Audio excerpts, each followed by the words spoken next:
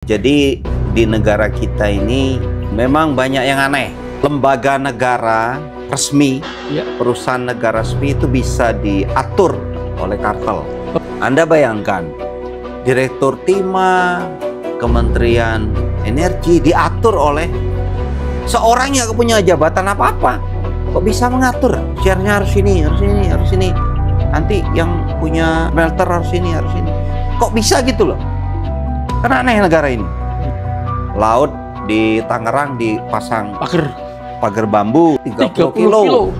Nah itu berapa ratus miliar. Jadi pasti orang kaya toh. Dan pasti punya tujuan gitu ya? Pasti punya tujuan. Sayangnya pemerintah nggak tahu ya? Nggak tahu apa, tidak mau tahu. Oh. Oke, Assalamualaikum warahmatullahi wabarakatuh. Kembali lagi bersama kami di YouTube channel The Professor Talks.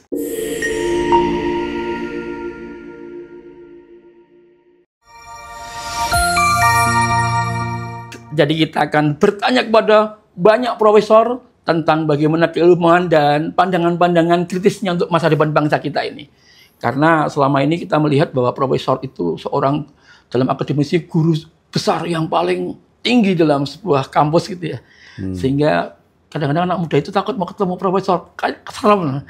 Tapi beda dengan profesor kita yang satu ini, Profesor Dr. Ahmad Nurmandi MA. Betul? Iya. Ya, jadi beliau adalah ahli di bidang pemerintahan dan kebetulan saja tambahan tugasnya saat ini adalah sebagai rektor Universitas Muhammadiyah Yogyakarta, perguruan tinggi swasta terbesar terbaik di Yogyakarta. Ini versinya web loh ya. Artinya memang prasanya banyak. Prof, yang saya Prof, salaman dulu Prof. Wah. Ini sudah berapa lama jabat rektor? 1 minggu. 1 minggu, Masya Allah. Baru 1 minggu. Rasanya gimana? Deg-degan atau? Ya, biasa saja. Biasa saja. Tapi kan karena sudah menjabat warek 8 tahun. Masya Allah. Wareknya 8 tahun, rektornya baru 1 minggu. Jadi ini 1 minggu. Tanggal 15 Januari baru 1 minggu sebagai rektor di kampus terbesar. Jumlah mahasiswa berapa, Prof? 22.000. 20 aktif semua. Aktif. Aktif. Kemudian pasca-sarjana lengkap ya. Pasca sarjana ada 2.000 mahasiswa. Masya Allah. 2.000. Itu termasuk doktoralnya. Ya. Oke. Oke, Prof. Jadi ini Prof. Ahmad Nurmandi ini ahli pemerintahan dan baru seminggu menjabat sebagai rektor di UMY. Prof, selain perasaan tadi katanya biasa-biasa aja gitu ya. Ya. Tapi apa harapan Prof. Nurmandi ke depan untuk kampus yang hebat ini? Ya, saya ingin membawa UMY ini agar lebih diakui di tingkat internasional ya. Oke. Karena pengakuan internasional itu sangat penting bagi sebuah kampus, apalagi kampus milik Muhammadiyah. Iya, iya. Kenapa? Karena nilai dakwahnya akan lebih bergaung di tingkat global. Betul. Kan Muhammadiyah itu kan gerakan dakwah, gerakan amar ma'ruf nahi mungkar, gerakan Islam tengahan, berkemajuan. Nah, bagi dunia internasional itu sangat diperlukan di situasi politik, situasi keamanan global sekarang. Jadi nilai-nilai yang diperjuangkan oleh Muhammadiyah itu sangat penting bagi umat manusia di dunia ini. Dan UMY berperan besar. Nah, perguruan tinggi itu salah satu aktor penting menyebarkan nilai-nilai luhur itu ke dunia internasional melalui mahasiswa asing, melalui program visiting profesor, melalui program sabbatical leave profesor kita mengajar di luar negeri, melalui pertukaran mahasiswa, melalui event-event internasional. Nah, itu kan interaksi antara sivitas akademika UMY dengan dunia global itu sangat berdampak positif pada penyebaran nilai-nilai luhur yang diperjuangkan oleh Muhammadiyah di tingkat global. Jadi orang ternyata Islam berkemajuan itu seperti ini. Nah, itu saya alami saya sering ngajar di Filipina, sering ngajar di Thailand. Orang jadi tahu Muhammadiyah. Dan ada pembeda gitu ya? Iya, Muhammadiyah itu. Islam Muhammadiyah itu seperti itu. Islam itu seperti itu. Kan di negara-negara Buddha itu kan Islam itu kan diasumsikan radikal, kolot, susah diajak maju, tidak demokratis. Iya, saya buktikan Ya. orang Islam itu leading, Ya. disiplin, berkualitas, mudah bergaul, ya, egaliter, soliter gitu loh. Nah itu yang dipahami teman-teman saya sejak saya sering mengajar mereka, sejak saya sering membimbing mereka itu. Nah ini saya harapkan agen-agen dari UMY ini menyebar seluruh dunia sampai Eropa, Amerika, Afrika. Jadi mereka paling nggak mengubah image mereka ya. Ya. Image tentang Islam, image tentang Muhammadiyah, image tentang orang Indonesia sendiri juga itu. Iya, seperti itu harapan saya. Oke. Itu sudah terwujud, Prof?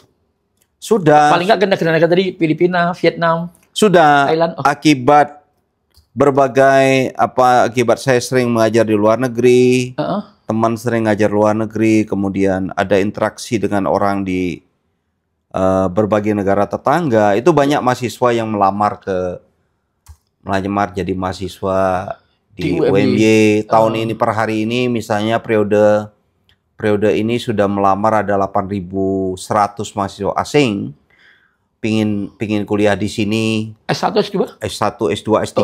Oh, ada juga S3 juga. Ada 8.100, kita harus seleksi toh. Ada yang beasiswanya 60 mungkin, sebagian itu ada kita tawarkan parsial. Iya. Artinya orang sudah tahu Muhammadiyah, orang udah tahu UMY, udah tahu Muhammadiyah. Jadi ada mahasiswa saya dari Sudan, Muslim, atau dari mana itu Gambia itu Muslim kan? Iya. Nah, kok beda kata dia? Islam Islam di sana. Iya, kok berbeda kata dia. Nah, gitu. Iya. Kok berbeda? Kok lebih enak katanya di sini? Lebih moderat, lebih. Lah, kok hubungan sama orang agama lain biasa-biasa aja. Di sana? Kalau di sana kan bisa perang. Sudan Selatan tuh Kristen. Sudan Utara itu kan Muslim. Dan sedikit-sedikit perang. Jadi dua negara. Gara-gara agama gitu. Masya Allah. Nah kalau di kita ya ngapain tuh? Biasa-biasa aja.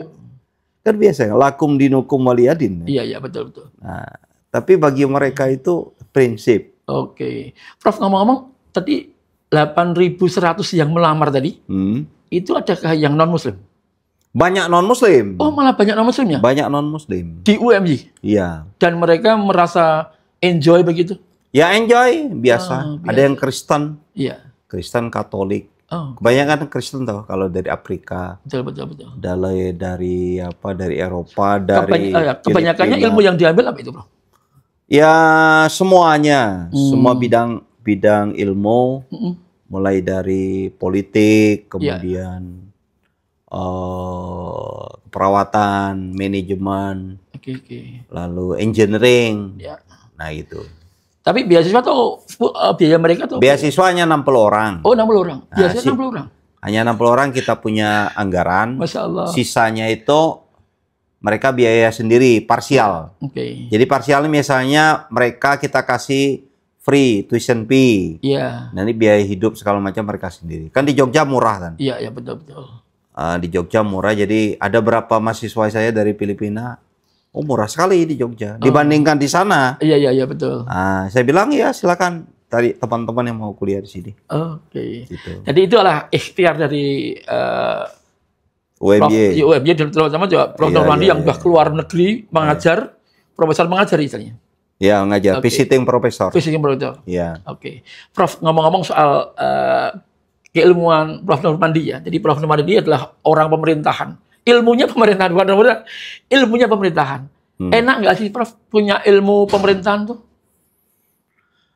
Dulu saya belajar S1 di UGM itu, pemerintahan itu kan pendekatannya mempelajari lembaga-lembaga pemerintah tuh. Iya. Ada kepresidenan, ada DPR dan seterusnya.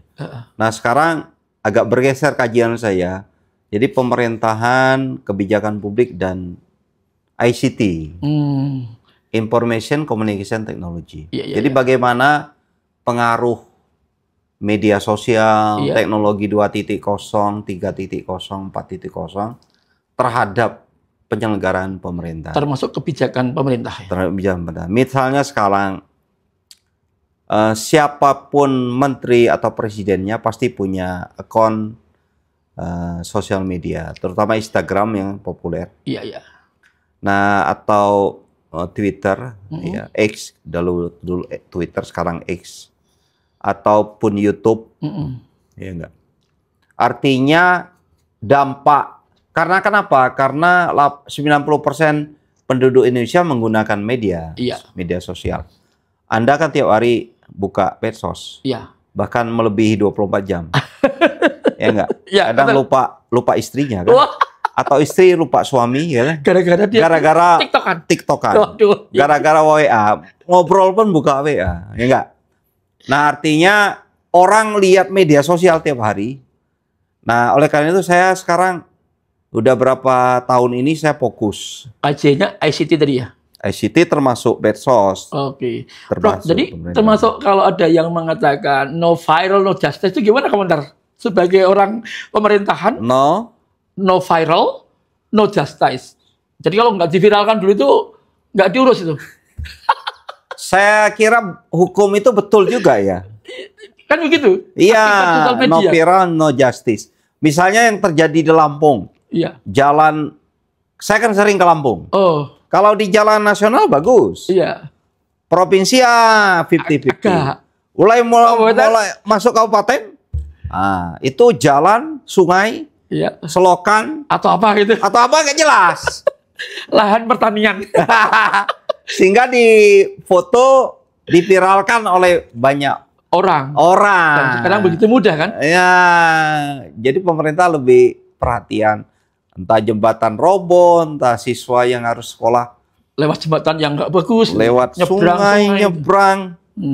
Nah, itu kan karena orang ingin diketahui toh. Ingin diketahui kondisi sosial dia sehari-hari, diketahui pengambil kebijakan. Nah, jadi kan kita harus belajar media. Gitu. Jadi nggak ada salahnya ya kalau misalnya memang begitu. Harus begitu. Ini kata Prof. Normandi, pemerintah hari ini, saya kira mungkin pemerintah manapun ya. Artinya di negara manapun ya. Kalau tidak diviralkan, masalahmu itu nggak pernah ditangani, nggak pernah diperhatikan. Iya, betul. Jadi beda dengan zaman dulu ya. Kalau dulu kan ngirim kotak pos. Jadi termasuk gini juga. Anda presiden rapat hari ini. Rapat terbatas. Rahasia. Itu 10 menit kemudian berita acara rapat bisa nyebar loh. Kalau ada yang menyebarkan. Ya, faktanya begitu. Nah, putusan hakim, bukan putusan hakim lah, putusan rapat yang harusnya rahasia bisa tersebar sekarang ini. Kita nggak tahu siapa yang menyebar, tapi faktanya begitu. Kecanggihan teknologi ya, artinya bisa jadi kalau ditelasur bukan berarti orang yang datang rapat. Jadi begitu juga yang ketiga, pejabat negara, saya pun ya, Anda pun, kan harus hati-hati. Ya enggak, misalnya harus hati-hati. Ada seorang menteri di Malaysia tuh ngerokok di tempat umum, langsung dipoto oleh seseorang, disebar. Ya enggak, sebenarnya enggak boleh merokok di tempat umum seperti itu. Ya, namanya orang perokok kan, mulutnya masam mau merokok, kan? Ya enggak? Tapi dia enggak bisa menahan diri. Nah, sekarang kan gampang sekali. Gampang sekali viral dan orang bisa mengambil sesukannya. Jadi everyone bisa menjadi seorang jurnalis. Everyone knows everybody's. Ya tak gak? Semua orang tahu setiap orang gitu kan sekarang. Apalagi Anda punya, mungkin ketemu dengan perempuan hanya ngobrol-ngobrol di kafe gitu berdua, jadi problem itu. Ada yang motret, lapor. Ini selingkuh kata dia kan. Kan jadi problem, jadi berita. Padahal hanya ngobrol biasa gitu. Biasa aja tuh. Mungkin agak mesra gitu. Nah, sekarang memang harus hati-hati. Tidak hanya pejabat publik, Ya. pejabat kampus, Siapapun gitu siapapun termasuk Anda kan. Ya. Kalau nggak hati-hati jadi problem. Ya benar nggak? Iya.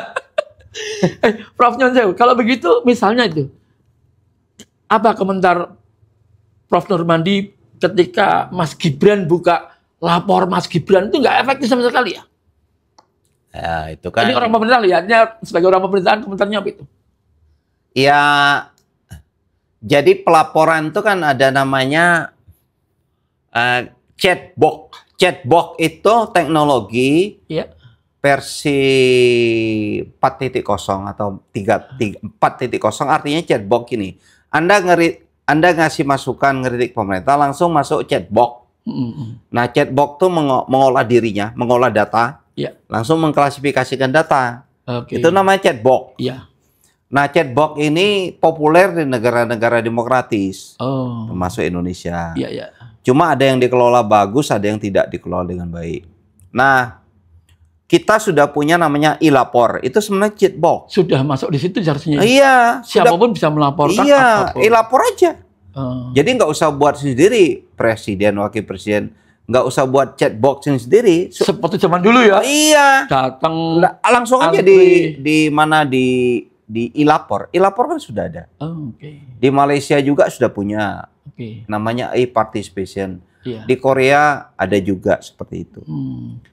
Nah, pakai itu aja. Tapi kalau misalnya Gibran atau Prabowo mau buat chatbot sendiri, ya nanti bedanya apa dengan e-lapor? Kan harus diolah datanya Betul. supaya cepat direspon oleh Iya. presiden, wakil presiden atau menteri Memang gitu loh. banyak orang akhirnya melihat itu sebagai cuma pencitraan saja kan awal-awal kemarin. Banyak komentarnya begitu. Lah iya. Artinya kalau Gibran ya seperti bapaknya gitu. Jadi Mas Gibran, kalau ini sampai pesan pada Anda, maaf loh ya, ini bukan gerenengi tapi ini gibah. Karena nyata itu. Banyak yang berkomentar bahwa Anda itu melakukan banyak lip service ya, atau semacam pencitraan seperti bapak Anda dulu. Padahal itu sudah ada lapor, nggak usah pakai lapor Mas Gibran, tapi ada e-lapor ternyata Sudah ada. Ada e-lapor. Tinggal bagaimana itu sosialisasi pada masyarakat, mau melaporkan, mau memviralkan. Ya, manfaatkan aja e-lapor. Oke. Prof, berikutnya Prof. Apa komentar kalau melihat Indonesia saat ini tentang good governance? Good governance itu kan ada akuntabilitas, ada partisipasi, Iya. ada transparansi. Iya. Ya, dari presiden ke presiden kan kita nggak tahu ya, sekarang kan Prabowo baru 100 tahun, 100 hari. 100 hari. baru belum 3 bulan. Belum 3 bulan. Belum 3 bulan beliau menjadi presiden. Program utamanya MBG, makan gratis. Makan NGB ya, makan gratis bergizi. Nah, tapi menurut data, Iya. informasi, beliau banyak pakai dana pribadi. Ya, bagus juga. Tapi kalau saran saya itu bedanya presiden dengan dermawan apa gitu kan? Kalau kalau program pemerintah harusnya APBN saja. Iya. Enggak. Kalau dia mau nyumbang makan bergizi gratis itu lewat yayasan atau apa. Iya. Mungkin lewat Muhammadiyah, lewat NU. Iya. Nah, jadi bukan pribadi dia kasih-kasih gitu kan. Nah, itu dari praktek pemerintahan itu tidak tepat. Bukannya tidak benar, tapi kurang tepat. Saat ini. Iya, kurang tepat. Jadi kurang mengajarkan praktek pemerintahan yang baik. Kita kan harus membedakan. Iya. Ini pribadi apa ini presiden. Iya. Betul nggak? Iya. Nah, ya nggak apa-apa presiden. Saya misalnya rektor ngasih uang karyawan saya pribadi nggak apa-apa. Iya. Tapi kalau itu menjadi program publik, itu kan nggak elok. Iya. Misalnya saya rektor yang paling kaya, 2 MBA. Ada dosen saya mau studi S3. Iya. Udah pakai uang saya pribadi. Ya nggak apa-apa juga, tapi kan nggak tepat. Iya. Karena dosen itu bekerja untuk universitas, bukan untuk saya. Gitu. Iya. Kalau saya menyumbang Anda, misalnya dosen UMY mau sekolah S3, ya saya kasih uang tuh ke UMY dulu. Iya. Ya, hibahkan ke UMY. Baru Normandi sampai hibahkan 100 miliar ke UMY. Ya nggak? Iya. Kasih nama Normandi Foundation apa gitu. Oke. Kan biasa gitu. Iya. Di Harvard University biasa. Orang kaya kasih duit. Iya. Anda kaya. Kasih uang ke UMY. Ya. Kasih nama kamu. Taufik. Solarship Foundation. Yes, gitu. Tulis namanya di website. Tulis di gedungnya. Nggak apa-apa ya? Nggak apa-apa. Bagus itu. Itu malah bagus begitu ya? Bagus. Tapi nanti uangnya lewat UMY. Bukan masuk langsung pribadi. Bukan langsung saya kasih itu nggak bisa. Iya. Jadi Pak Prabowo nggak tepat ya? Nggak tepat. Niatnya bagus tapi kurang tepat. Oke. Jadi makan bergizi gratis. Itu bagus tapi nggak tepat untuk saat ini. Apalagi, enggak. Itu bagus programnya. Pakai dana pribadi.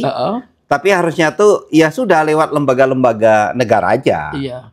Tercatat gitu loh. Iya, tapi lembaga keuangan pribadi ya nggak mungkin bisa toh ya. Sehari berapa miliar, berapa triliun kan ya? Lah ya, bukan beliau kan orang kaya. Oh, jadi ya bagus, ya, presiden bagus. Bagus, tapi sedekahnya itu ya harus terukur dan harus terlembaga. Walaupun saat ini kan masih pada bingung ya, karena dulu harapannya para UMKM bergembira mendapatkan rencana order, tapi kan sekarang yang ngerjain malah tentara. Ada datanya nggak itu? Kenyataannya begitu ya.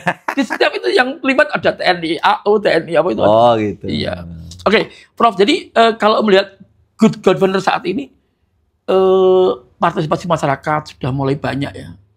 Iya. Artinya tadi dikatakan peran serta masyarakat juga menciptakan yang baik. Jadi kan kalau di Indonesia kan orang ngeritik tiap hari. Iya. Ya, ada yang lewat media sosial, kan yang paling gampang lewat media. Ada yang lewat media online, media cetak. Ya biasa aja sih. Iya. Ya biasa ya orang ngeritik, tapi pemerintah menyaring mana yang. Misalnya sekarang orang ngeritik laut di Tangerang dipasang pagar bambu 30 km. Iya. Itu kan banyak duitnya. Iya. Satu bambu berapa di Jogja? Iya. Misalnya 1.000 perak. Iya, kalau bambu 7.000. 7.000 ya enggak? Iya. Nah, bayangkan tuh 30 kilo. Nah, itu berapa ratus miliar beli bambunya ya enggak? Iya. Untuk mageri itu. Jadi pasti orang kaya toh? Nggak mungkin nggak kaya. Pasti orang kaya. Dan pasti punya tujuan gitu ya? Pasti punya tujuan. Sayangnya pemerintah nggak tahu ya? Nah, nggak tahu apa? Tidak mau tahu. Oh. Maksudnya gini, bahkan berita yang viral beberapa hari ini, jenderal pun saling melempar. Iya. Karena nggak mau tahu tadi tuh. Atau takut kalau tahu. Iya. Ini gimana, Prof? Harusnya ya, kan itu kan kabinet yang lama tuh. Mungkin masanya Pak Jokowi dibiarin gitu kan. Iya, iya. Dibiarin, orang punya uang dibiarin gitu. Ya akhirnya kalau didiemin ya dia terusin aja pasang pagar itu kan. Nah, lalu Muhammadiyah kan sudah ngeritik. Iya. Lalu tadi Kepala Dinas Kelautan Banten mengatakan itu nggak sesuai aturan. Iya. Nah hari ini Presiden perintah Menteri Kelautan untuk mencabut. Iya. Nah, ya, kita lihat aja. Patuh nggak itu pihak yang memasang pagar itu kan? Iya, iya. Nanti pagar itu kita pindahkan ke Jogja. Untuk? Pagar ayam. Oh. Pagar yang ada di Banten pindah ke Jogja, kata Prof. Normandi untuk pagar ayam. Pagar ayam, bikin kandang ayam. Saya itu membayangkannya tuh mikir, awalnya saya nggak tahu ya. Berita muncul itu laut dipagar, saya berpikir seperti idenya Pak Prabowo yang mau magerin Laut Jawa itu. Jadi gini loh Mas, pas topik. Jadi di negara kita ini memang banyak yang aneh. Oh, kenapa itu? Lembaga negara resmi, perusahaan negara resmi itu bisa diatur oleh kartel. Pemilik uang. Pemilik uang. Misalnya kasus Harvey Muiz. Ya dia tambang timah Bangka. Kan saya dari Bangka. Asli Bangka. Asli Bangka. Menjadi kebanggaan Bangka. Bangka Belitung. Anda bayangkan, Direktur Timah, Kementerian Energi diatur oleh seorang yang punya jabatan apa-apa. Kok bisa mengatur? Share-nya harus ini, harus ini, harus ini. Nanti yang punya apa? Punya smelter harus ini, harus ini. Lalu ekspornya harus ke sini, harus ini. Kok bisa gitu loh? Kan aneh negara ini. Seenaknya seorang yang mungkin nggak punya uang juga, mungkin dia pakai semacam license, semacam LO ya. Semacam makelar bisa ngatur gitu. Saya kira mungkin kalau kita adakan riset, itu mungkin banyak sektor-sektor tambang lainnya seperti yang lainnya. Tidak hanya di Bangka. Yang berteriak kan Pak Busro itu. Pak Busro yang berteriak sektor pertambangan itu kan banyak black dalam tanda kutip black gelap. Market, black market gitu. Nah termasuk tambang timah itu. Artinya Prof. Novardi sedih banget ya itu kejadian di Bangka ya. Lah iyalah. Sebagai putra daerah Bangka sangat sedih. Berapa kerugiannya tuh kan? Ratusan 300 triliun. Nah gitu Mas. Jadi ya mungkin sama aja mungkin batu bara, nikel, Kan untuk merubah yang dikatakan Prof. Novardi negara ini aneh itu siapa yang bisa merubah kalau? Ya kementeriannya harus clean dulu. Kementerian, dirjen, clear gitu loh. Clear. Nah Prabowo kan bilang kalau ada yang korupsi saya pecat, gitu kan. Sampai Antartika pun dicari gitu ya. Cari gitu kan. Ya silakan aja. Nah menteri-menteri yang dalam tanda petik yang ngurusi sumber daya alam gitu kan. Ya kita lihat aja ke depan ini kan. Supaya sumber daya alam kita tuh tidak dijadikan bacaan ya kan. Dibagi-bagi. Enak sekali gitu cari uang.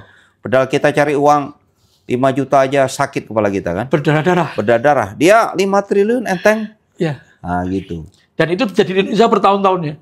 Atau mungkin puluhan tahun. Ratusan tahun. Rumahnya kayak apa itu rumah Sandra Dewi di Jakarta. Kan kayak luar biasa. Kolam renang dalam rumah. Gitu. Oke, Prof. Belajar Prof. Kalau ngomong negara itu nggak pernah habisnya ya.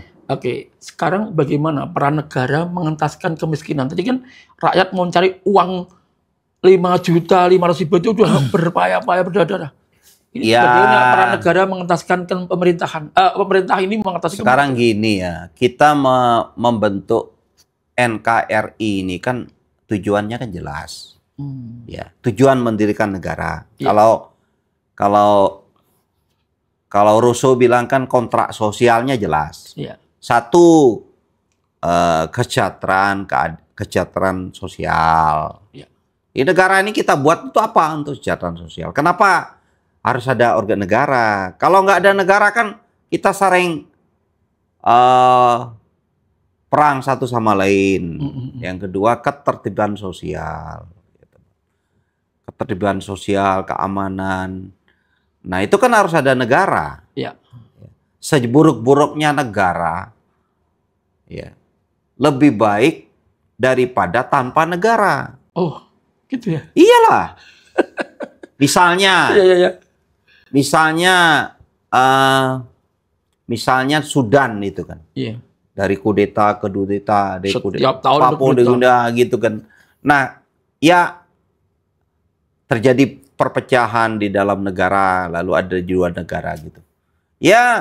Ya, tapi sebaik-baiknya kita punya negara seperti itu.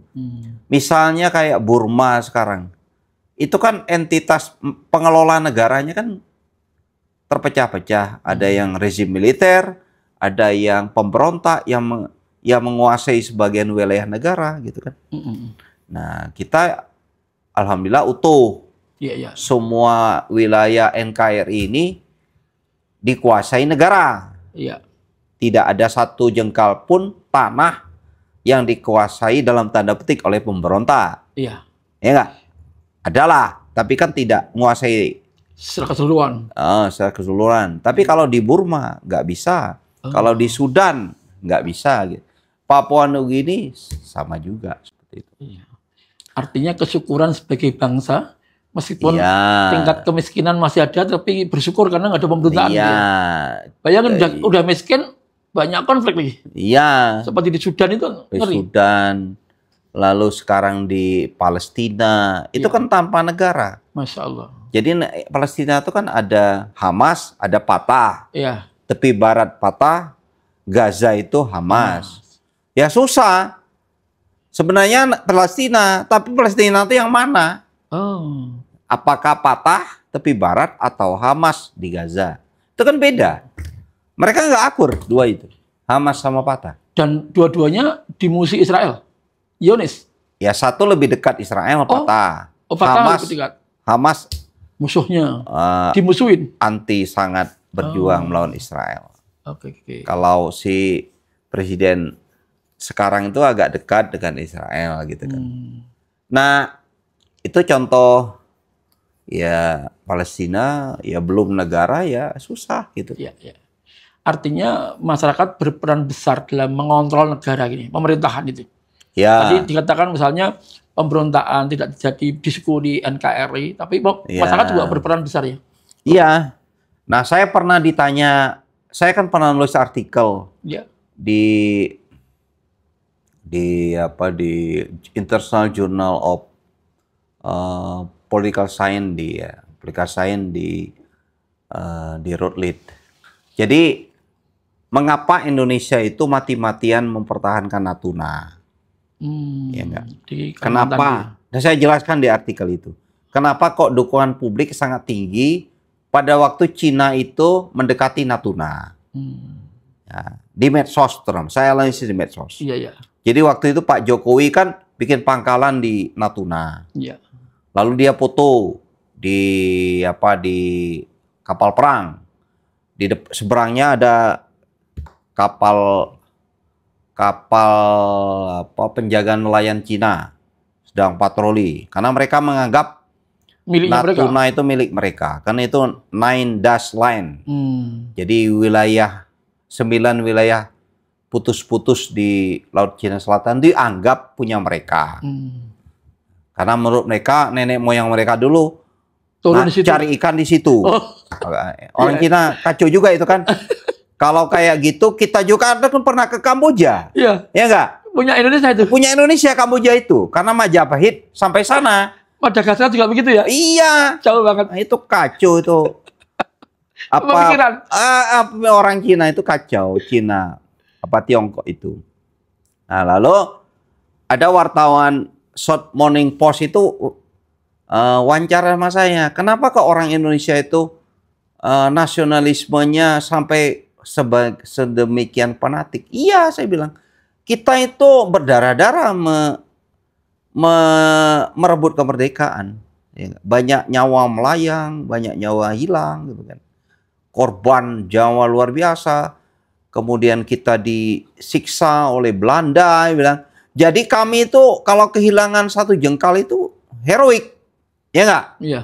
Nah, jadi silakan aja Anda klaim Natuna itu nanti Anda akan berhadapan dengan rakyat Indonesia. Bilang. Bukan hanya tentaranya saja. Bukan aja TNI. Bilang. Nanti semua orang geruduk ke sana dengan berbagai macam cara, ya Kak? Ya nggak? Iya. Oh gitu kata wartawan itu. Iya, saya bilang gitu. Nah, jadi beda kami dengan Malaysia, kami dengan Singapura, kami dengan yang lain beda. Jadi semangat patriotismenya beda ya? Tinggi. Oke. Nah. Oke, Prof, terakhir. Ini udah hampir habis waktunya. Apa saran Prof Normandi untuk masyarakat kita, terutama yang anak muda ini, biar patriotisme itu selalu muncul, menyala, sehingga pemerintahan kita bisa baik, negara kita makmur, sebagaimana ya katanya Muhammadiyah juga tema tagline-nya baru, Muhammadiyah berkemakmuran. Nah, apa cara-cara menurut Prof? Ya, saya di sektor pendidikan di universitas. Ya, saya banyak pergi ke luar negeri, banyak melihat negara lain. Ya. Jadi pertama kita bersyukur negara kita utuh. Ya. negara kita itu apa-apa ada. Ya enggak? Apa-apa ada. Anda bisa tanam sepanjang musim. Iya. Coba Anda tinggal di Korea. Anda hanya bisa menanam padi paling 5 bulan. Ya, Anda hanya bisa menanam sayur hanya 5 bulan. Kalau Indonesia, Anda nanam sepanjang hari. Iya. Ya enggak? Nah, kepada generasi muda yang mahasiswa, mari kita manfaatkan potensi yang ada. Ya, negara kita yang semuanya ada. Tinggal kita kelola. Nah, untuk mengelola itu perlu ilmu. Ya enggak? Iya, iya. Perlu ilmu pengetahuan, perlu keterampilan, perlu entrepreneurship. Ya enggak? Iya, iya. Jiwa kewirausahaan gitu kan. Iya. Supaya negara ini bisa dikelola dengan profesional dan baik. Kalau kita itu tidak punya ilmu atau keterampilan, ya sulit. Akhirnya negara kita dikelola orang luar, seperti banyak sektor pertambangan, sektor lain juga banyak dikelola orang luar. Karena kenapa? Karena kita kekurangan. Udah kekurangan orang pintar, kekurangan orang terampil, kekurangan modal gitu kan. Iya, iya. Nah, lah bagaimana kalau modal? Nah, modal itu biasanya ikut ke usaha gitu kan. Kalau betul, kita berusaha kan modal pasti ikut. Iya. Pasti datang gitu. Nah, tapi saya yakin dari banyak pengalaman saya ke universitas-universitas di luar negeri itu, orang Indonesia itu kalau di luar negeri ya luar biasa, berprestasi. Iya, iya. Prestasi. Nah, mereka biasanya menjadi lulusan terbaik dan sebagainya, ya. Dan lebih supel mereka kan. Bahasa Inggrisnya lebih baik daripada teman-teman kita dari mana? Dari Thailand, dari Korea kan lebih baik bahasa Inggris kita kan? Iya, lebih baik ketimbang mereka ya. Lah iyalah, karena huruf kita kan Latin, bahasa Inggris kan Latin. Iya. Jadi orang Indonesia itu sebenarnya lebih hebat ya. Nah, kalau misalnya tidak punya wadah dalam negeri, mau di luar negeri, ya nggak apa-apa juga. Tapi kan untuk kepentingan bangsa dan negara, kan bisa membantu negara, tidak harus di Indonesia, kan bisa juga di luar negeri. Oke. Nah, generasi muda menempuh pendidikan tinggi. Gitu. Saya kan dari keluarga miskin di tengah laut sana. Di Bangka. Bangkanya di mana? Bangka ya? Ya, di Bangka Utara. Berjuang ke Jogja.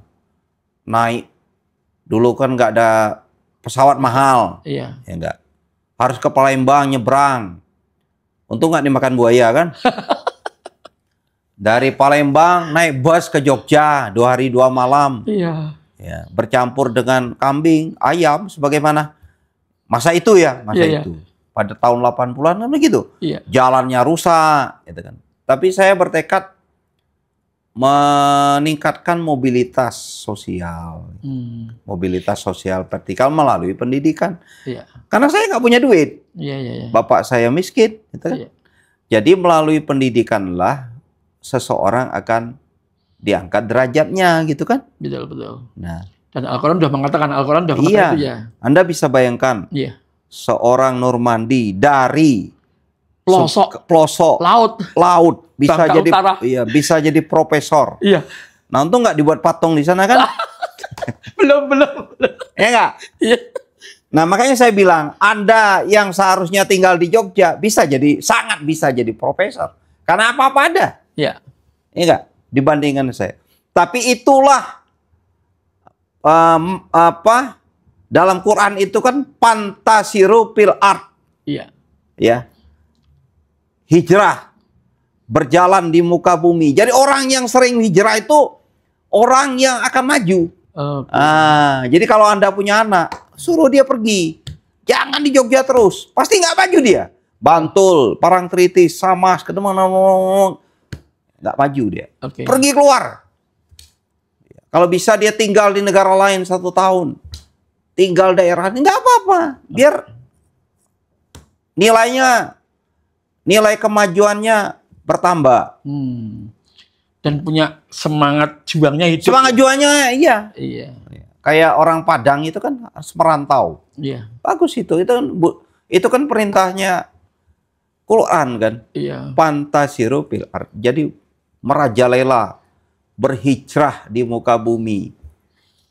Hadis Rasulullah, walaupun saya nggak tahu apakah sahih itu ya, balighoani walau bisin ya. Waktu itu. Iya. Entah dari Arab sampai ke Cina itu naik apa itu. Iya. Oke, Prof. Normandy, terima kasih banget.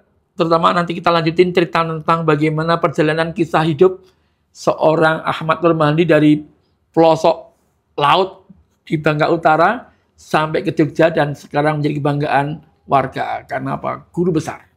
Makasih, Prof. Terima kasih Pak Taufik. Sampai ketemu lagi. Oke, ketemu lagi dengan guru besar yang lain yang pasti juga ceritanya punya keunikan untuk kalian semuanya. Terima kasih. Bersama saya, Taufik dari The Professor Talk.